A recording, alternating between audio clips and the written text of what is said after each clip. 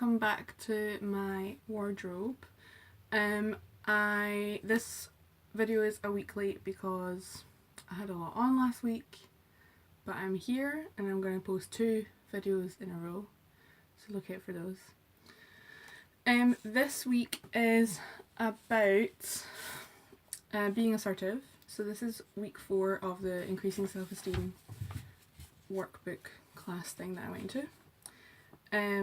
So this is something that I kind of already knew about going into the class, because a year before I was in a situation at work where that really made me realise like how not assertive I am.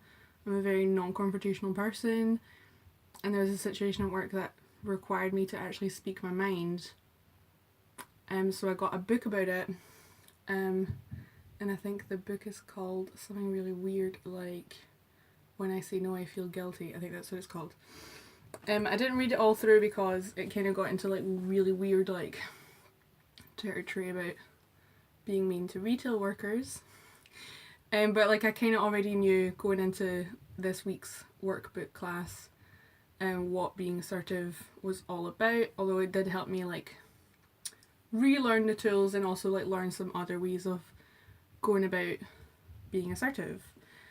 So first things first, what is assertiveness? Assertiveness is the ability to communicate opinions, thoughts, needs and feelings in a direct, honest and appropriate manner. Assertiveness involves standing up for your rights in a manner that does not offend others or deny the rights of others. When you are assertive, you have more control over your life. You also make it less likely that other people will take advantage of you.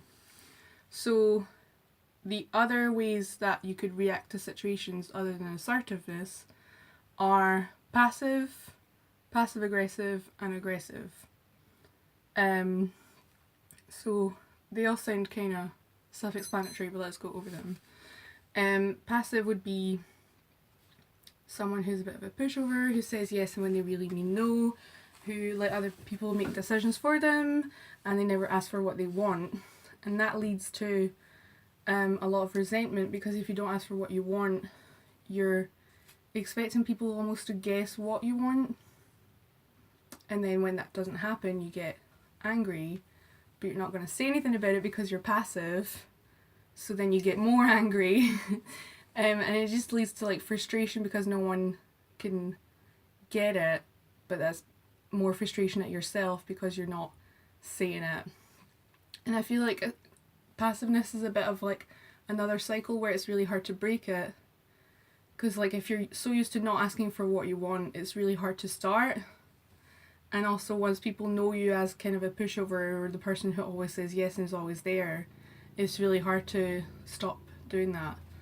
I had to kind of do that at work. I was really passive. I always said yes to like shift covers and stuff like that, and like I had to kind of step in for myself and realise like I don't want to do this, why am I saying yes?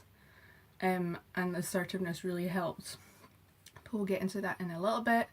The next one is passive aggressiveness. So it's not openly saying no or disagreeing with others, instead making faces or complaining to others, and agreeing to doing something knowing they will never do it. Also could be like being sarcastic in your replies. I don't know, I feel like passive aggressiveness is really hard to define, but like you can tell when someone's being passive aggressive. Like they're kind of acting aggressive, but they're not saying anything aggressive, if you know what I mean. Like they're still saying something nice, like they're saying like, yeah, that's fine, but then they're like storming out of a room. Like that's passive aggressiveness. Passive aggressiveness again will lead to isolation and frustration because people don't understand what you want. That's because you're not being clear. And this also says they may feel like they are in control, but later on others find out their true feelings. This can lead to misunderstandings and feelings of resentment. So again. And then the next one is aggressiveness, which is kind of straightforward. So it's basically being too aggressive, but not in a nice way, which is what assertiveness is. So you're demanding things to happen, and people are doing it because you are aggressive. They're not doing it because they want to. They're just doing it because they don't want to anger you, and that's the consequences that people will not want to be around you because you're being too aggressive, and they'll try and avoid it because you're basically bringing conflict where there wasn't any, and people don't like conflict. So if you're being aggressive and unless the person is then being assertive back, then it's not going to work out. Like, most people aren't in those kind of situations. Maybe. I don't know. Anyway, this is a kind of a jumble because I'm like flitting between two booklets. So how can we become more assertive?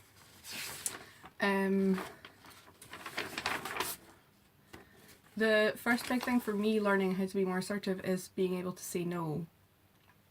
As I said earlier, I used to like agree to do a lot extra shifts at work all the time, and I didn't know how to say no without sounding like a bitch, basically.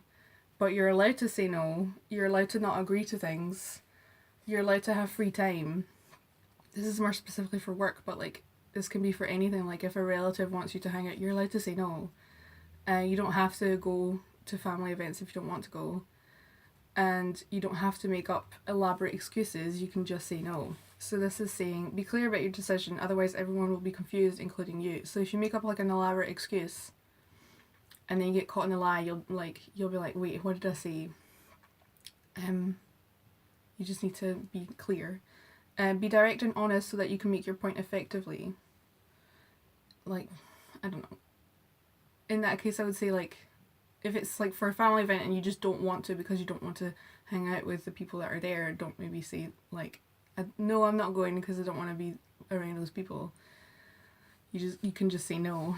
Avoid apologising and giving elaborate reasons for saying no. You have a right to say no. So again, just saying what I said already. But I still catch myself sometimes like apologising even though I know I don't have to. So if someone asks me to cover a shift and I can't, I'll be like, oh, I'm so sorry, I really can't. But like, you're allowed to just say like, no, I can't. You're like, it's not rude. You're allowed to just say that. Remember that it is better in the long run to be honest than breed resentment towards others and be annoyed with yourself. So like, if you say no to something that you don't want to do, then that's better because you're not doing something you don't want to, and you're being honest to that person. So that means it's just healthy in the long run. Also, if you're always saying yes and people expect you to say yes all the time, when that's not realistic, like you're a human being, you're allowed to not say yes all the time. And I found that like as soon as I started saying no to things, I was approached less to do things because they realised like, oh, she doesn't actually always want to do those things, so that's fine, like we can ask like other people first. But yeah, my way of like learning how to say no to stuff was like when the situation happens, if someone's like, can you do the shift, I'll say instead, let me check. So that's kind of like a buffer between like making the decision and saying no. So then I'll either go check my phone, like pretend to check my phone basically because I'm actually just building up the courage to say no. Or yeah, like whatever, I'll just like build up the courage to say no, I can't. Yeah, so like definitely that's my big thing, was like saying let me check, or I'll get back to you, or can I tell you at the end of the shift. That's a good one as well. Just say like, can I get back to you later? Because that's the thing, a lot of the time when people ask you stuff, if it's in the moment you feel pressure to say yes because you don't want to make it a big deal, you just say like yeah, and then that's it, it's over. And then you're later on you're like kicking yourself, you're like, oh my god, I shouldn't have said that, I don't want to. Whereas if you have time, if you give yourself time, if you say I'll get back to you in a couple of hours, then you can make a proper decision and you can work out if you do want to do it or not. Because maybe you do want to do it, but because you were pressured in that moment, you get resentful about that decision. But maybe you do want extra money for like from that shift, but you just need to like psych yourself up to do that shift. Another way of being assertive is asking for what you want assertively, which I really need to learn how to do. Say what you want in a clear and specific manner. Firstly, state the event, then what your feelings are or where, Next, be clear on what you need to happen and the consequences for you if this does or doesn't happen. So this is the example in the workbook. Last week, when you told Mary that I had been having problems at work, I was annoyed and upset. So that's you saying the event and the feeling. This was something I told you in confidence. I would like us to remain friends, but I need to know that I can trust you. So that's you're clearly stating the needs. I would appreciate it if you wouldn't discuss my problems with others. This way we can both continue to benefit from our friendship without worrying that our confidence will be betrayed. That's the consequence. Obviously not everyone talks like that, but I always used to write letters to friends when I was like in a mood with them. And I feel like I kind of wrote in this way, maybe not with the consequences or the need. But that could be an option as well if you are in a situation with someone in a conflict and you don't feel courageous enough to say it, then maybe just write out those three things. So the event, the feelings, the needs, and the consequences if the need isn't met. The next one is the broken record. This was the point in the book that I bought where I lost interest completely because it used retail as an example, and I'm not a fan of that. So this says, this can work in almost any situation. Repeat what it is you want over and over again. It can help to prepare this beforehand by writing it down. Keep returning to your prepared lines. Be clear and precise about what it is you need or want. Don't be put off by clever arguments or by what the other person says. Keep returning to your lines. To be honest, this sounds exhausting, but I don't know what situation I would use this in. Unless it was like at a party and someone was drunk and annoying me, that's it. But the example this gives is to return a faulty good in a shop and demanding for your money, and I don't want to read that out because I hate when people are like that. Unless you are in the complete right and you do need your money back and you deserve your money back because it's a genuine fault, then don't do it. If you're just doing it because you can't be bothered going back home to get your receipt, just be nice. And the fourth one is improving your body language. Body language is important and convey many things: aggression, positivity, passivity, or assertiveness. To show assertiveness, maintain good eye contact and look directly at the other person. Have an upright posture and be relaxed in your body. Don't raise your voice or speak so quietly no one can hear you. Try to keep your tone of voice at a steady level and be friendly in your manner. Literally just be nice when you're asking for something, and chances are it'll be fine. But the upright posture is something that I have had to work on. I never thought I was that passive, but reading this really made me realise how passive it actually was. So passive body language would be like cowering away or like crossing your arms to protect yourself, and just like being like avoiding eye contact in a deliberate manner, and like mumbling as well. So being assertive is like projecting your voice, being clear and concise. So next, let's do an exercise. In fact, what I'm going to do is I'm going to put the exercise in the description box because it's kind of like a checklist and I don't want to read out a checklist. But they were basically rights, like I have the right to, and you had to check, I already follow this or I need to improve on this. And most of it I didn't follow, and all of it I needed to improve on. But I will write those down in the description box because it's like a long list and I don't really want to go through all of those. So next we're going to go to dealing with criticism assertively. So this is a situation where you would use assertiveness. So first there are two types of criticism. There's destructive or constructive. So destructive is something that is supposed to chip away at your confidence, and that is just mean. And that comes from a place of like jealousy or anger or sadness from the other person.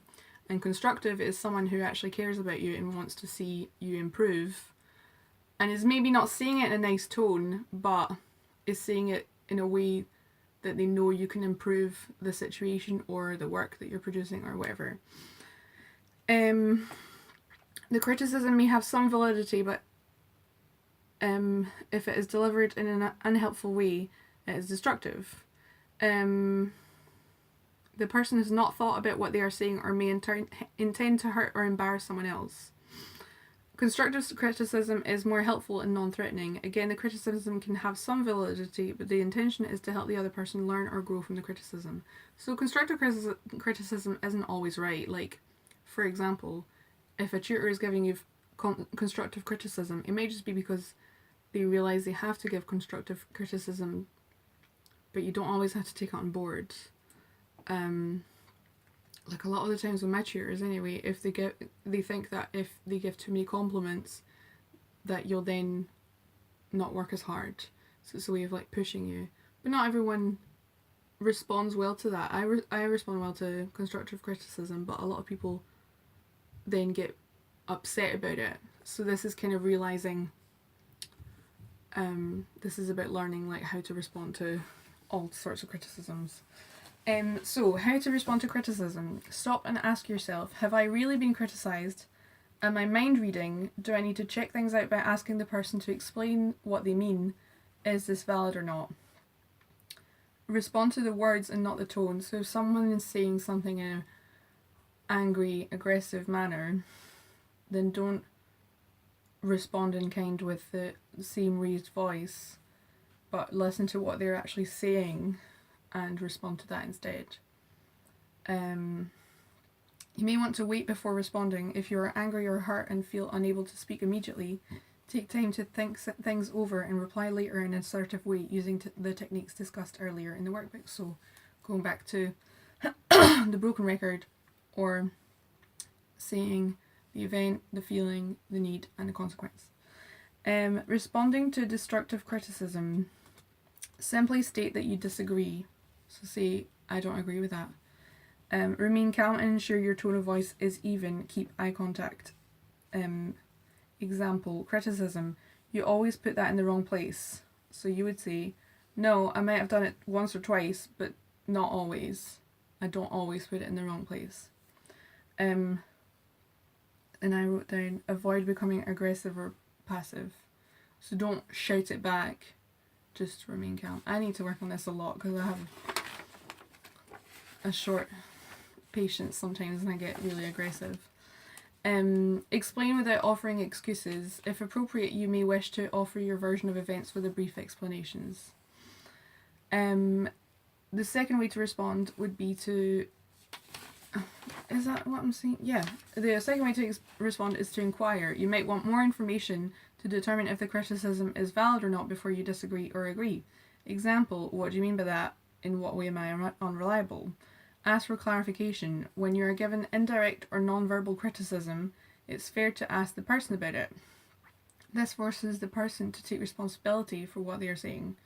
Listen and wait. Before you respond, allow critics to get their points out. Listen. They will eventually slow down and be more prepared for an open exchange. Listening to criticism does not mean that you have to buy it or believe it. This is more for constructive criticism, because if someone is just out to hurt your feelings, they're not going to have a discussion about it. They're just going to say it, hope that it gets a rise out of you and hurts you, and then move on. They're not going to want to debate about it. And if you then try and engage them in a debate, they might get angrier. So you can avoid that kind of conflict if you don't feel safe enough to do that. Diffusion. Validate their perception. If you can see why they might think the way they do, say so. This diffuses some of the frustration and makes a reasonable exchange more likely. So, agreeing in part. This can be helpful to diffuse a potentially difficult or aggressive situation. You can agree in part with the criticism. By staying calm, you can remove some of the criticism's destructive power. Example, the criticism could be, you are not dependable. I thought you said you would come over and help me paint the room last week. I just can't rely on you to be there for me. And you would respond, you're right, I couldn't make it last week to help you paint. So agree with whatever they said was true. And that way they'll be like, oh yeah, I was right. And then they'll calm down and be like, oh, I didn't think they would respond that way. I didn't think they would agree with me. Because a lot of the time, they don't expect you to apologise. Like, people don't expect you to apologise straight away. Relax. Criticism may cause you to tense up. This will put you into a defensive or aggressive body posture, change the emotional tone of your voice, and make it harder to think of an effective response. So take a deep breath, relax any tension that you have in your jaw, in your arms, in your hands, and try and just breathe through it. Avoid retaliation. Don't immediately turn the focus onto the other person. So don't like reply with an insult back or a criticism back. Like if someone says like, "Oh, you were late today," like that really let me down. Don't be like, "Well, you were late last week." Just say, "Oh, I'm sorry about that. Sorry I was late last week." And that's it. I need to work on that.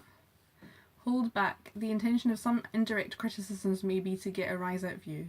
In other words, the person wants you to get upset about the remark so that they can deny any negative intentions. So then they can blame you for being too emotional, basically. Oh, this is the part that says responded to constructive criticism, but a lot of what we just said could be about constructive criticism as well.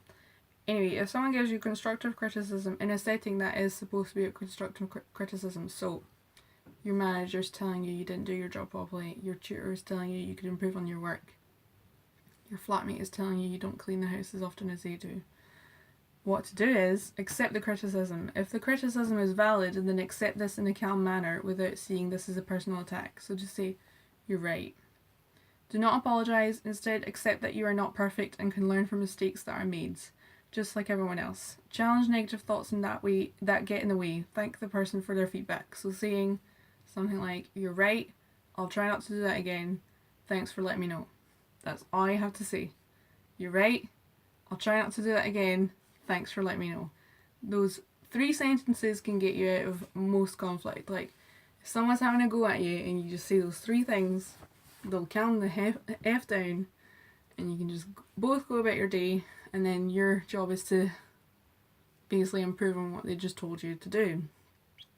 And like, you're gonna get a lot because we are all human and we all make mistakes, and it's okay to make mistakes, but it's also more okay it's also better to acknowledge those mistakes and actually work on them, instead of just saying, "Well, I'm human, I make mistakes, so I'll just keep making them."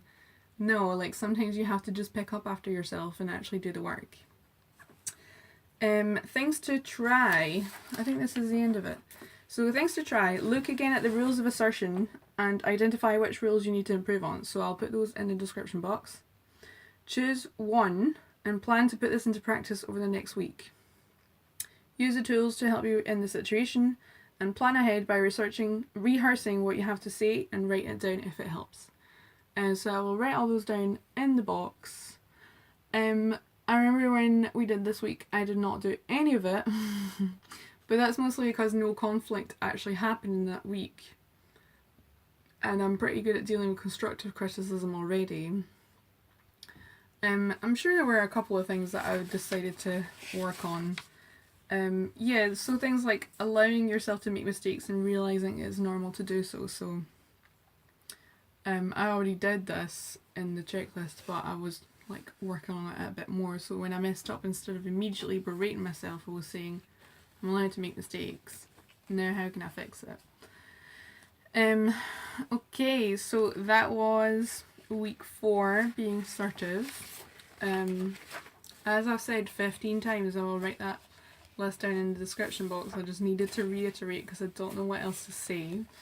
The next video will be about accepting compliments and general positive things. So it's looking more onto the positive side of things like this.